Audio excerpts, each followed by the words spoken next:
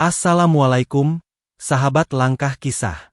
Sebelum kita mulai, mari kita bersama-sama mengucapkan sholawat kepada baginda Rasulullah.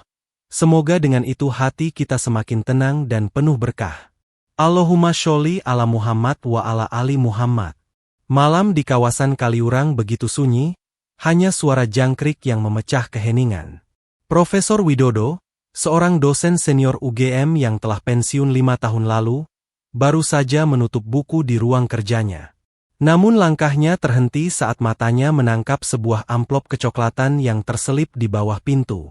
Tidak ada stempel atau cap institusi, hanya tulisan tangan rapi yang berbunyi, "Demi integritas akademik bangsa, mohon hadirkan dokumen asli skripsi Mulyono." Jantungnya berdegup cepat. Nama itu, Mulyono, telah lama tidak ia dengar, tapi kini muncul kembali dengan nada yang tidak biasa. Tak lama, 2 orang berseragam sipil datang dengan surat tugas resmi dari Bareskrim Polri. Mereka menyebutkan bahwa Mulyono, mantan pejabat tinggi negara, tengah diperiksa atas dugaan penggunaan ijazah palsu. Mereka membutuhkan naskah skripsinya yang asli, dan Profesor Widodo adalah pembimbing yang namanya tercantum dalam dokumen tersebut. Dengan langkah berat, sang profesor membuka lemari besi kecil di pojok ruangan, menarik map lusuh bertuliskan, skripsi tahun 1997, dan menyerahkan dokumen tersebut kepada penyidik. Wajahnya muram. Ia tidak banyak bicara, hanya menatap amplop itu seperti menyimpan luka lama yang baru terkuak. Esok harinya, di sebuah ruang laboratorium di Jakarta, seorang pria kulit hitam dengan rambut gimbal rapi sedang mempersiapkan peralatan analisis dokumen. Namanya Dr. Yao Asiedu, ahli forensik dokumen dari Ghana. Ia bukan sosok biasa. Rekam jejaknya mencatat keterlibatan sebagai saksi ahli di berbagai pengadilan besar di Afrika, termasuk kasus pemalsuan ijazah para pejabat di Nigeria, Togo, dan Senegal. Kini, dia datang ke Indonesia bukan karena proyek akademik, tapi atas permintaan khusus dari lembaga independen yang bekerja sama dengan kepolisian. Tugasnya hanya satu, menguji keaslian skripsi Mulyono. Saat Dr. Asiedu menyentuh halaman pertama dokumen itu dengan sarung tangan laboratorium, ia tidak langsung membaca isinya. Ia mendekatkannya ke lampu ultraviolet, mengamati pola cahaya pada tinta dan serat kertas. Matanya mengernyit pelan, lalu mengangguk, seolah menemukan sesuatu yang tidak pada tempatnya. Apa yang ditemukan oleh pria dari benua hitam ini akan segera mengguncang publik Indonesia. Tapi belum saatnya ia bicara. Semua harus dibuktikan, diuji, dan disusun rapi. Karena dalam dunia forensik, tidak ada ruang untuk prasangka. Yang bicara adalah tinta, kertas, dan waktu. Laboratorium forensik dokumen di Jakarta pagi itu dipenuhi aroma bahan kimia dan denting halus alat-alat presisi. Di tengahnya berdiri sosok tinggi berkulit gelap, mengenakan jas putih dengan lencana kecil bertuliskan International Document Forensics Association. Dialah Dr. Yao Asiedu, pria yang namanya dihormati di ranah keilmuan forensik dokumen sekelas Interpol. Dr. Asiedu tidak asing dengan naskah akademik palsu. Ia pernah membongkar sindikat ijazah palsu di Afrika Selatan, dan menjadi saksi utama dalam kasus seorang menteri pendidikan di Nigeria yang ternyata hanya lulusan SMA. Reputasinya melintasi benua, dan kini Indonesia memanggilnya, karena satu skripsi. Ia membuka map berwarna abu-abu itu dengan pelan. Di dalamnya, tersusun 112 halaman skripsi atas nama Mulyono, lengkap dengan lembar pengesahan dan tanda tangan 2 dosen pembimbing. Tapi sejak awal matanya tidak tertarik pada isi tulisan. Fokusnya adalah kertas, tinta, dan garis tangan. Ia mengeluarkan video spektral komparator, sebuah alat khusus yang bisa membedakan spektrum warna tinta berdasarkan usia kimia. Lembar pengesahan diletakkan di bawah cahaya inframerah. Tampak jelas bahwa tanda tangan pembimbing di bagian bawah memiliki tingkat oksidasi yang berbeda dibandingkan dengan tulisan judul di atasnya. Artinya jelas, tinta yang digunakan tidak berasal dari waktu yang sama. Tak hanya itu, Dr. Asiedu mencatat sesuatu yang lebih mencurigakan. Kertas yang digunakan memiliki watermark yang menunjukkan produksi tahun 2015. bertentangan dengan tahun tertera di skripsi, yaitu 1997. Ia mencatat hasil temuan itu dalam log digitalnya. Setiap halaman diambil sampel, dipotret dalam berbagai panjang gelombang, dan diberi kode identifikasi. Di halaman 47, ia menemukan perbedaan warna cetakan yang sangat halus, nyaris tak terlihat mata telanjang. Tetapi bagi ahli sepertinya, ini adalah sinyal penting. Terdapat indikasi cut and paste secara fisik, gumamnya dalam bahasa Inggris pelan, sambil menandai area tersebut. Sementara itu, di gedung Bareskrim, penyidik utama bernama Fadli menerima laporan awal dari tim forensik Indonesia. Dokumennya tidak sesuai standar UGM. Bahkan sampulnya memakai format berbeda dari arsip tahun itu, ujar salah satu anggota timnya.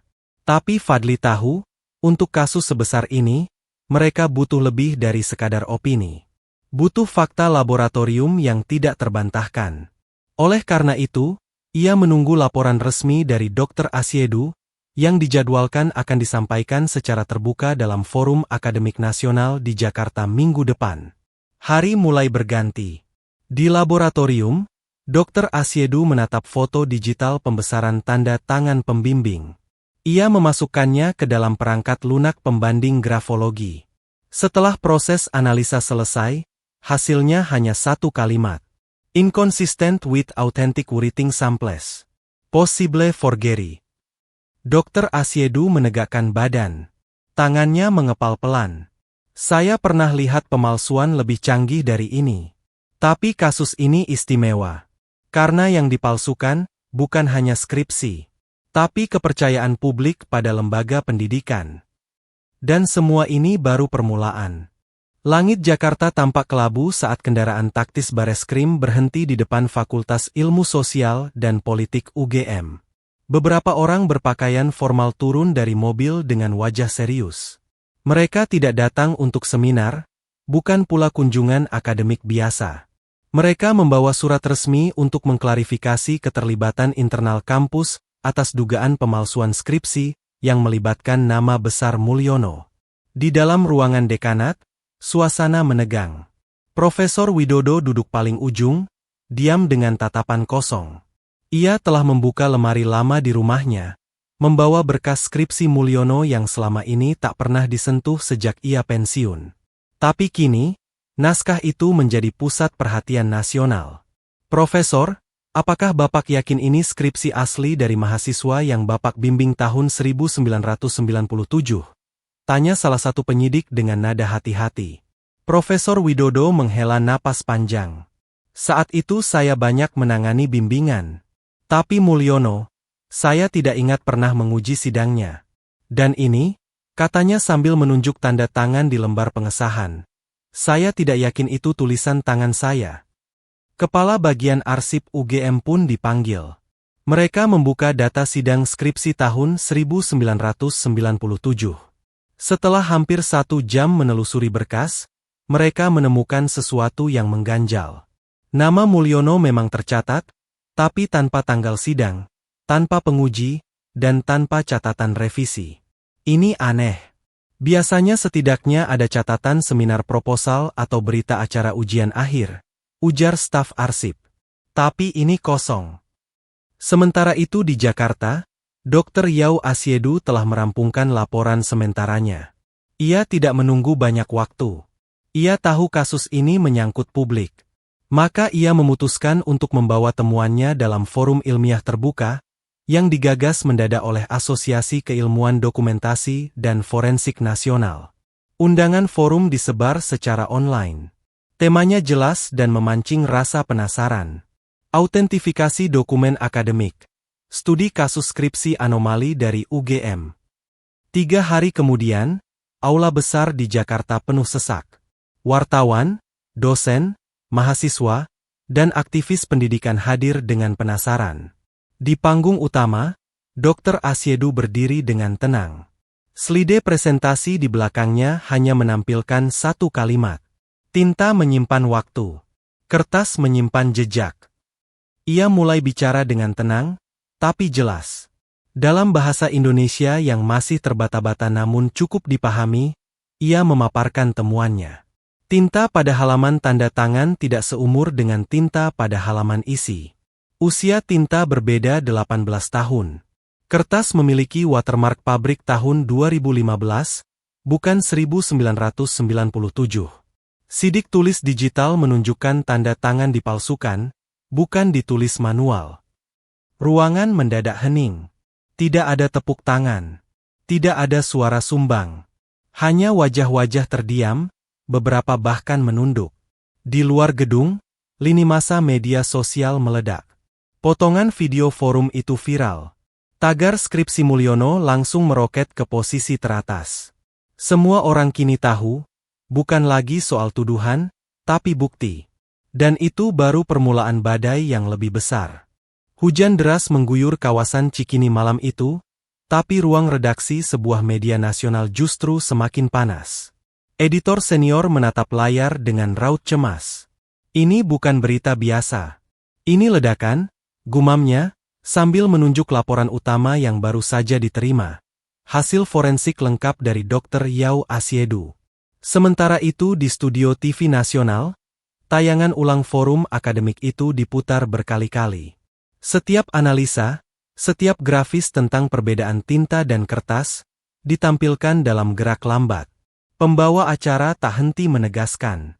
Inilah pertama kalinya dalam sejarah, skripsi seorang mantan pejabat tinggi dibuktikan cacat secara ilmiah, bukan hanya sekadar isu politik.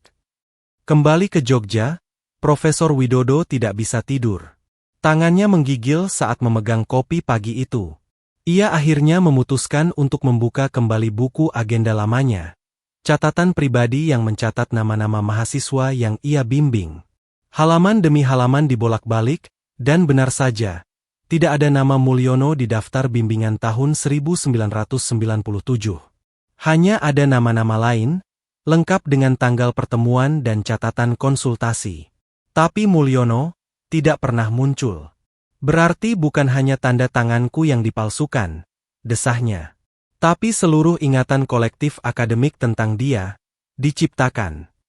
Pagi itu, penyidik Fadli menerima laporan tambahan dari staf UGM. File digital sidang akhir skripsi tahun 1997 tidak mencantumkan dokumen apapun atas nama Mulyono. Ia menelusuri arsip ke bagian akademik pusat. Di sana ia menemukan kejanggalan lain. Transkrip nilai Mulyono yang seharusnya ditandatangani oleh 3 dosen pembimbing, hanya ditandatangani oleh 1, dan itu pun dalam bentuk hasil pindai, bukan tulisan basah. Fadli menarik napas panjang. Semua temuan ini membentuk pola. Skripsi yang tidak pernah diuji, tanda tangan yang tak pernah ditorehkan, dan kertas yang tak pernah dicetak di tahun yang diklaim. Sementara itu, Dr. Yao Asiedu menerima panggilan dari stasiun televisi swasta yang ingin mewawancarainya secara eksklusif. Namun ia menolak. Saya tidak datang untuk sensasi, katanya, saya datang untuk ilmu dan keadilan. Namun sebelum ia kembali ke Ghana, ia bersedia memberikan satu sesi terbuka di sebuah seminar keilmuan terbatas. Di sana, ia memamerkan hasil uji forensik yang lebih detail. Spektrum tinta halaman 1 hingga 70 konsisten dengan tinta cetak pabrik. Halaman 71 hingga 112 menunjukkan pola tinta manual yang lebih muda dari yang lain. Tanda tangan pembimbing berada di atas lapisan tinta digital, bukan di bawah. Ini berarti tanda tangan dicetak belakangan. Di akhir presentasinya, Dr. Asiedu berkata, dokumen akademik adalah warisan peradaban. Bila ia bisa dipalsukan, maka kita bukan lagi bangsa pembelajar. Kita bangsa penipu. Kata-kata itu terekam dan tersebar luas di berbagai platform media. Reaksi publik pun berubah dari sekadar geger menjadi murka. Semua kini bertanya dalam hati, jika benar skripsi itu palsu, bagaimana mungkin seseorang bisa lulus dari kampus ternama dan menjabat selama bertahun-tahun? Siapa yang menutup mata? Dan sementara sorotan publik semakin terang, sosok Mulyono belum muncul. Tidak ada pernyataan resmi, tidak ada klarifikasi. Seolah ia sedang menyiapkan langkah berikutnya, atau mungkin, perlahan merasa tanah mulai runtuh di bawah kakinya. Hari itu, Gerbang UGM tampak lebih padat dari biasanya. Puluhan mahasiswa berdiri membawa poster bertuliskan, "Kampus bukan pabrik gelar. Usut tuntas skripsi palsu Mulyono." Dan, "Di mana integritas?" Mereka berorasi damai, namun sorot mata mereka menyala dengan tuntutan akan keadilan. Di tengah kerumunan, seorang mahasiswi jurusan hukum, Widya, berdiri di atas trotoar dan berkata dengan lantang, "Kita tidak sedang berbicara tentang satu orang bernama Mulyono. Kita sedang berbicara tentang luka yang dibiarkan menganga oleh sistem." Rektorat menurunkan beberapa perwakilan untuk berdialog. Tapi jawaban mereka normatif. "Kami masih menunggu hasil resmi dan keputusan hukum yang sah," ucapnya singkat. Namun mahasiswa tidak diam. Mereka membuat kronologi visual yang disebarkan di media sosial, memuat bukti hasil forensik dari Dr. Asiedu, cuplikan wawancara Profesor Widodo, serta kekosongan data sidang skripsi di tahun 1997. Di tempat lain, tepatnya di Komisi X DPR, isu ini mulai masuk dalam agenda rapat. Salah satu anggota menyebutnya sebagai pengkhianatan akademik terbesar yang pernah ada. Namun Fadli, penyidik Bareskrim yang memegang kasus ini, tahu bahwa pengadilan media tidak akan cukup. Ia harus menyusun berkas perkara seakurat dan sekuat mungkin. Karena jika kasus ini maju ke pengadilan, seluruh reputasi lembaga akademik dan birokrasi bisa terguncang. Ia memeriksa kembali satu berkas tambahan dari tim laboratorium digital. Di situ disebutkan bahwa file skripsi milik Mulyono yang terunggah di repositori digital UGM memiliki metadata aneh.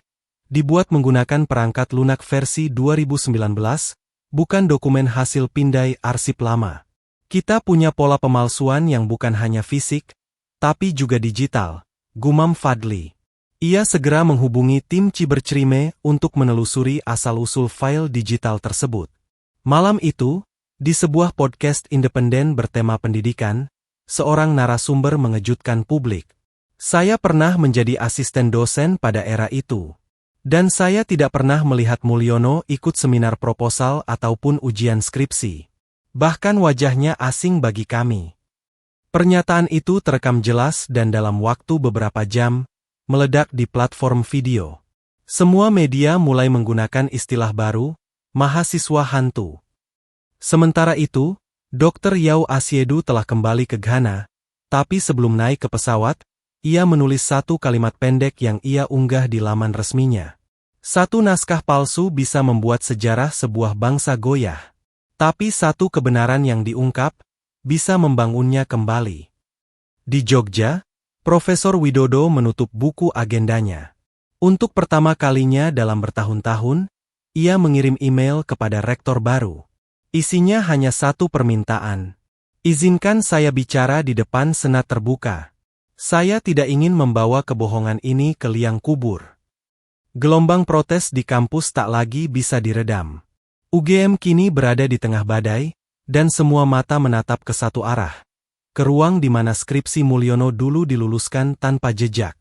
Aula Senat Akademik UGM siang itu dipenuhi wajah-wajah serius.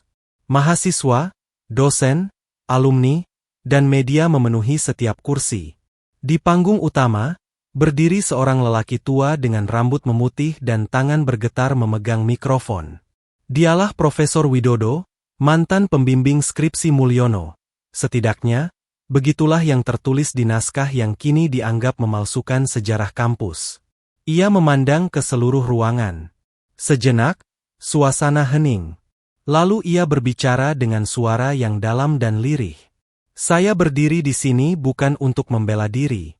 Saya berdiri karena saya sadar, saya pernah diam terlalu lama." Kalimat itu membuat seluruh ruangan terdiam. "Saya tidak pernah mengingat Mulyono datang untuk bimbingan. Bahkan saat naskah itu saya lihat kembali, saya tidak mengenali isinya. Tapi nama saya ada di situ. Tanda tangan saya juga. Entah siapa yang menaruhnya, entah dengan izin siapa skripsi itu bisa dinyatakan sah." Beberapa dosen tampak saling pandang, seolah mencoba mengingat kembali fragmen lama yang terhapus oleh waktu. Tapi pengakuan ini terlalu jelas, terlalu dalam. Profesor Widodo menghela napas berat. Jika memang saya lalai, saya bersedia dimintai pertanggungjawaban. Tapi lebih dari itu, saya ingin semua yang terlibat dalam proses ini, baik sadar atau tidak, ikut memeriksa hati nurani masing-masing. Berita itu menyebar seperti api menyambar jerami. Profesor Widodo akui tidak pernah membimbing skripsi Mulyono, tulis berbagai media. Video pidatonya dibagikan ulang, dijadikan simbol keberanian akademisi yang memilih kejujuran daripada reputasi. Sementara itu, tim Cibercrime Bareskrim berhasil menelusuri metadata file digital skripsi Mulyono yang diunggah ke repositori kampus. File tersebut rupanya dikirim dari akun email staf magang nonaktif, yang ternyata bekerja di bawah unit administrasi selama masa kampanye politik Mulyono. Lebih mengejutkan lagi, file tersebut dibakdate agar terlihat seolah diunggah bertahun-tahun lalu. Tapi jejak digital tak bisa dihapus sepenuhnya. Di Jakarta, penyidik Fadli menerima laporan lengkap dengan kesimpulan bulat. Tanda tangan pembimbing dipalsukan secara digital. Kertas fisik tidak sesuai dengan tahun terbit. Tinta tidak seumur antar halaman. Sidang skripsi tidak pernah tercatat. File digital terindikasi manipulasi metadata. Laporan itu setebal 147 halaman, dengan lampiran laboratorium forensik, data server kampus, hingga perbandingan grafologi. Kini, penyidik hanya tinggal menunggu satu hal, waktu yang tepat untuk membawa berkas ini ke pengadilan. Namun di luar jalur hukum, suara publik telah lebih dulu menjatuhkan vonis. Di kalangan akademisi, Mulyono kini bukan lagi simbol keberhasilan, melainkan peringatan keras bahwa sistem pendidikan bisa dijebol oleh ambisi dan tipu daya. Dalam sebuah acara televisi, seorang akademisi muda berkata, "Jika satu gelar bisa didapat dengan cara licik, maka berapa banyak keputusan negara yang dibangun di atas pondasi kebohongan?" Dan pertanyaan itu kini menggema ke seluruh negeri, menunggu jawaban yang tidak bisa dibeli dengan kekuasaan ataupun gelar. Langit mendung menaungi gedung Mahkamah Etik Nasional ketika berkas kasus Mulyono akhirnya resmi diserahkan oleh Bareskrim. Bukan lagi sebatas laporan opini, bukan lagi sekadar wacana publik. Kali ini, dokumen lengkap dengan hasil forensik ilmiah diserahkan sebagai barang bukti. Di dalamnya, tertera nama Mulyono bin Santosa, lulusan tahun 1997 Universitas Gadjah Mada, dengan gelar yang selama ini digunakannya untuk menduduki jabatan tinggi negara. Namun kini, gelar itu dipertanyakan keberadaannya, dipertanyakan bukan oleh politikus, tapi oleh ilmu pengetahuan. Di luar gedung, para jurnalis berebut menyampaikan kabar bahwa sidang etik akan dibuka secara terbuka. Salah satu reporter dari stasiun televisi nasional berkata, "Kasus ini bukan hanya akan menentukan nasib seorang Mulyono. Ia akan menjadi tolok ukur, apakah kita masih percaya pada sistem akademik negeri ini, atau tidak." Di kediamannya yang mewah di kawasan elit, Mulyono masih memilih diam. Hanya ada satu pernyataan dari kuasa hukumnya. "Klien kami menyatakan seluruh tuduhan itu tidak berdasar." Ia menganggap pemeriksaan terhadap dokumen akademiknya tidak relevan karena sudah lulus lebih dari 2 dekade lalu. Namun publik sudah tidak bisa dibungkam dengan kalimat-kalimat formal. Gelombang desakan muncul dari berbagai penjuru. Para alumni UGM menulis surat terbuka. Komunitas mahasiswa mendesak pencabutan gelar. Dan di media sosial, tagar gelar harus jujur terus merajai topik harian. Sementara itu, penyidik Fadli berjalan memasuki ruangannya di kantor Bareskrim dengan satu dokumen di tangannya. Ia membuka halaman terakhir, menatap foto hasil video spektral komparator yang menunjukkan tanda tangan pembimbing dalam spektrum yang berbeda. Ia lalu menuliskan catatan kecil di sudut kertas. Kasus ini bukan sekadar pemalsuan. Ini penipuan terhadap sejarah akademik bangsa. Dan di Ghana, di sebuah ruang kerja sederhana, Dr. Yao Asiedu menyaksikan perkembangan kasus itu lewat siaran daring. Ia mengangguk pelan, lalu menuliskan satu kalimat lagi di jurnalnya. Tinta yang salah bisa menghitamkan nama sepanjang sejarah. Tapi tinta yang jujur akan terus bersinar meski kertasnya usang. Malam itu, gedung UGM berdiri sunyi. Namun sunyi itu menyimpan ribuan suara. Suara mahasiswa yang menolak diluluskan oleh sistem yang lemah. Suara dosen yang menuntut ketegasan. Suara rakyat yang ingin percaya bahwa kampus adalah tempat terakhir yang harus dijaga dari kepalsuan. Dan di ruang dokumentasi, naskah skripsi atas nama Mulyono disimpan dalam kotak bukti, ditempel label. Tidak memenuhi syarat autentikasi. Dalam proses hukum, sebuah lembar skripsi yang seharusnya menjadi bukti ilmu, kini menjadi bukti kejahatan.